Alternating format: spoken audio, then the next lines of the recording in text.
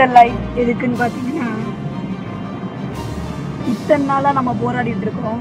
நம்ம பிரச்சனையை என்னன்னு நேரில் வந்து கேட்காத முதலமைச்சர் ஜல்லிக்கட்டு நடத்துறதுக்கு மட்டும் நான் நேரில் வந்து நானே தொடங்கி வைப்பேனா அப்படின்னு உங்களுக்கு என்ன கும்பம் முளைச்சிருக்கு?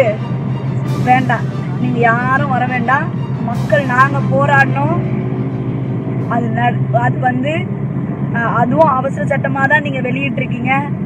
அப்படிங்கிற பட்சத்தில் இது அப்படியே இது வந்து நிரந்தர சட்டம் ஆக்கினாலும் பன்னீர்செல்வம் சார், நான் நிச்சயமாக சொல்கிறேன், நீங்கள் நிச்சயமாக இந்த ஜல்லிக்கட்டுக்கு வரவே வேண்டாம். தேவையே கிடையாது. மக்கள் பிரச்சனையை காது கொடுத்து கேட்காத முதலமைச்சர் இதுக்கு மட்டும் எதுக்கு சார் பண்ணுவீங்க? மக்களோட பிரச்சனையை காதுல கொடுத்து கேட்க மாட்டாராம். ஆனா நான் தலைமை ஏத்துப்பேனா? அப்படி என்ன சார் உங்களுக்கு அதிகாரமோ, அப்படி என்ன சார் உங்களுக்கு பெருமையும், இல்ல வந்து உங்களுக்கு அப்படி என்ன ஒரு விஷயம் உங்களுக்கு இதுல? ஏங்க, இந்த சட்டமோ அரசாங்கமோ மக்களுக்காக, அரசியல்வாதிகளுக்காக சட்ட திருத்தம் பண்ணும்போது, அரசியல்வாதிகளுக்காக சட்டம் மாறும்போது, விலை போகும்போது ஏன் இத்தனை கோடி மக்களுக்காக சட்டம் முன் வரல?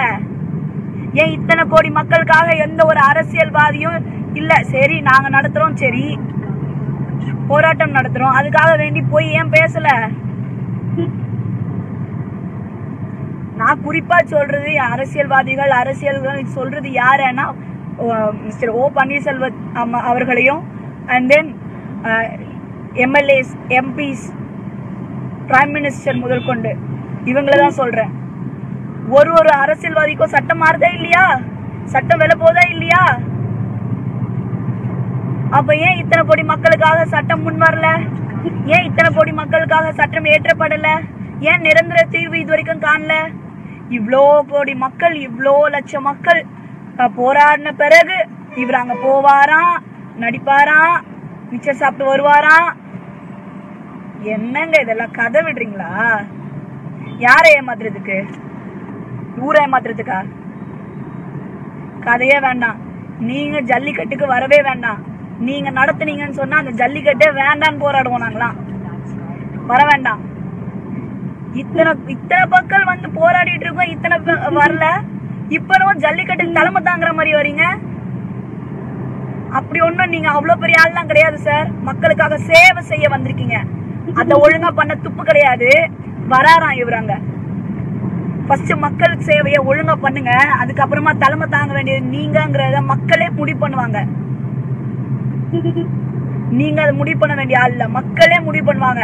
பரவாயில்ல, நமக்காக ஒருத்தர் இவ்வளவு தூரம் செஞ்சிருக்காரு, இவ்வளவு விஷயங்கள் செஞ்சிருக்காரு, நாம அவரை கூப்பிடுவோம் சொல்லி மக்கள் முன் வந்து உங்களை கூப்பிடுவாங்க. நீங்களா போய் தலைமை ஏத்துக்கிறது, அதுக்கு வந்து தலைமை ஏத்துக்கிறது இல்ல சார், அதுக்கு பேரு வேற.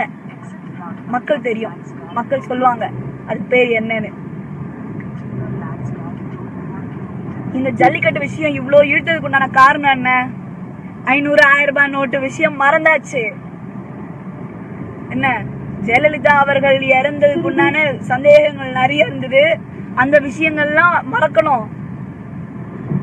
அதுக்காக தானே இவ்வளவு தூரம் ஜல்லிக்கட்டு வந்து இழுத்தீங்க. அவசர சட்டம் கொண்டு வந்த உங்களுக்கு ஏன் சார் பீட்டாவை பேன் பண்ண முடியல? தலைமை ஏத்துக்க தெரிஞ்ச உங்களுக்கு ஏன் சார் பீட்டாவை பேன் பண்ண முடியல? ஏன் முடியல உங்களால? அதெல்லாம் பண்ண முடியாத நீங்க எதுக்கு சார் முதலமைச்சர், எதுக்கு சார் வந்து தலைமை ஏத்துக்கிறீங்க? இந்த வீடியோ முடிஞ்ச அளவுக்கு ஷேர் பண்ணுங்க. எனக்கு என்ன, யாராவது கொலை மிரட்டல் விடுத்தாலும் எனக்கு பயம் இல்ல. என்ன, எவன் வந்து எந்த கேள்வி வந்தாலும் நான் பாத்துக்கிறேன், எனக்கு தெரியும் பண்றதுக்கு. ஆதங்கமா இருக்கு சார், முடியல.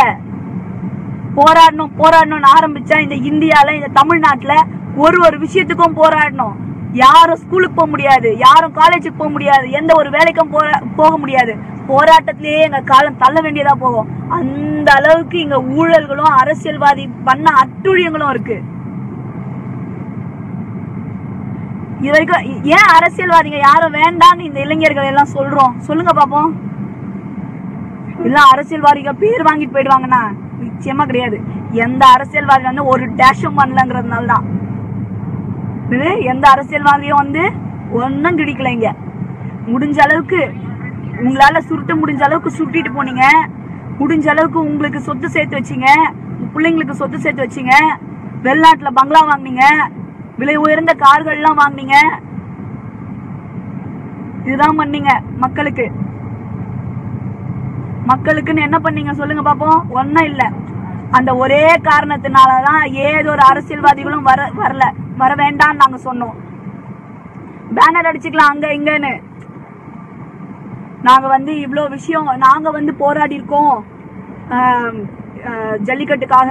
நாங்க தானா அரெஸ்ட் ஆனோம் அப்படின்லாம் பேனர் ஒட்டிக்கலாம். இல்ல பெருமை கிடையாது சார். அப்படின்னு பார்த்தா இங்க கடற்கரையில போராடுறவங்க, அங்கங்க போராடுறவங்க, வெளிநாட்டுல போராடுறவங்க ஒவ்வொருத்தரும் பேனர் அடிச்சுக்கணும். என்னது? ஒவ்வொருத்தரும் பேனர் அடிச்சுக்கணும். இது நம்ம கடமை சார். இதெல்லாம் போய் பேனர் அடிச்சு பெருமைப்பட்டீங்கன்னா அதை விட அசிங்கம் வேற எதுவுமே கிடையாது.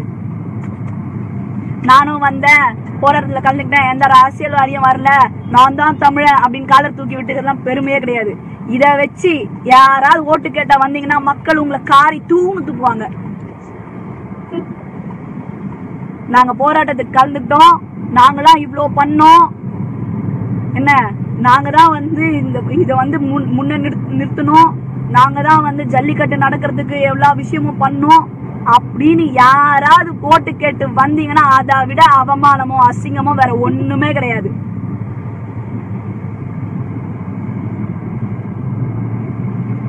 சாரி கைஸ், நான் சில கோமா பேசியிருக்கலாம், உங்க மனசை புண்படுத்திருக்கலாம். நான் பேசுறது அரசியல்வாதிகளுக்கு இல்ல. நான் இப்ப சொல்ற விஷயம் பாக்குற என்னோட எஃப்டில பாக்குற மக்களுக்கு உங்க மனசை புண்படுத்திருக்கலாம். ஏன்னா நிறைய பேர் கட்சிக்காரங்களா இருப்பீங்க. எனக்கு கவலை கிடையாது. நான் பேசுறதுல நியாயம் உண்டுன்னு எனக்கு தெரியும். அது எத்தனை பேர் கரெக்ட்னு சொல்வீங்கன்னு எனக்கு தெரியும். இன்னொரு வாட்டி ஓட்டு கேட்டு இந்த விஷயம் பண்ண அந்த விஷயம் பண்ணேன்னு பண்ண விஷயத்துக்கு, நியாயமான விஷயத்துக்கு நீங்க பண்ணீங்கன்னு சொன்னீங்கன்னா, உங்களுடைய கடமையை செஞ்சேன் அப்படிங்கறத பெருமையா எடுத்து சொன்னீங்கன்னா, அதை விட கேவலம், அதை விட அசிங்கம் வேற ஒண்ணுமே இல்ல. எதுக்கு வரீங்க அப்புறம் அரசியலுக்கு? இந்த விஷயம் எல்லாம் செய்யறதுக்கு தானே வரீங்க. மக்களுக்காக போராடுறதுக்கு, மக்களுக்காக நல்லது செய்ய தானே வரீங்க. அதையே சொல்லி காமிச்சீங்கன்னா அப்புறம் என்ன சார் இருக்கு? அப்புறம் எதுக்கு அரசியல்வாதிங்க? அப்புறம் எதுக்கு இந்த அரசாங்கம் அப்படின்னு பார்த்தா, ஒவ்வொரு IAS ஆபீசரும் ஒவ்வொரு IPS ஆபீசரும் நான் இதெல்லாம் பண்ணேன், அதெல்லாம் பண்ணேன், அந்த அறிக்கை பண்ணேன், இங்கெல்லாம் கையெழுத்து போட்டேன் அப்படின்னு சொல்லி அவன் பேனர் ஒட்டிக்கணுமே.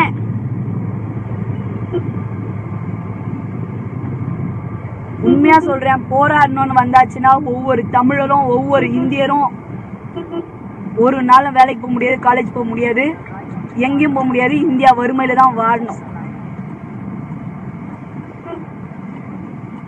இது ஜஸ்ட் அ பிகினிங். எல்லா அரசியல்வாதிகளுக்கும் சொல்றோம், இட்ஸ் ஜஸ்ட் அ பிகினிங்.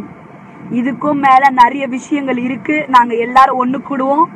இப்ப மெரினா கொஞ்சமா பாத்திருக்கீங்க, இன்னும் நிறைய விஷயங்கள் இருக்கு. மெரினா பத்தாம போக போகுது நீங்க பண்ற ஒரு விஷயத்துக்கும்.